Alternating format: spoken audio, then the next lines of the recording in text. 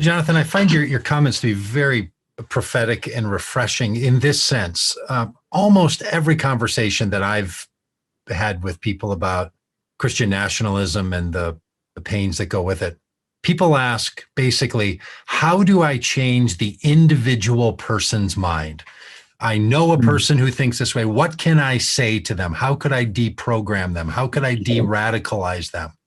I hear you suggesting that the way we do this for an individual is to move in community or to move in a collective action of some kind, not just to go with one conversation one-on-one, but to try to remake the conditions in which these individual people are holding these beliefs. Is that, am I getting at what what your advice is? Oh, yes, indeed. Yes, indeed. Because you can't assume that the people who believe this are crazy in their context.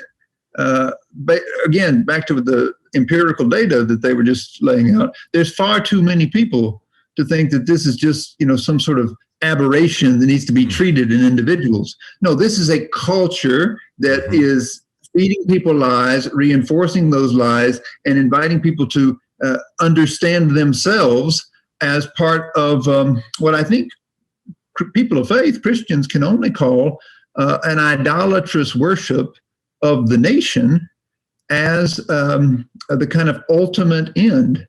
And the alternative to that has to be building a better community to invite people into. And I think, while we need to be building culture in all kinds of ways everywhere, any strategic effort to address this has to especially focus on building community in rural places, and in particular in places that have been media deserts, because that is where, to get into the weeds a little bit, the Council for National Policy that I mentioned has had the executive leadership of all of those media companies that Sam mentioned, from American Family Radio to Breitbart News to Fox. They've all been on that council. They've all coordinated with each other for decades.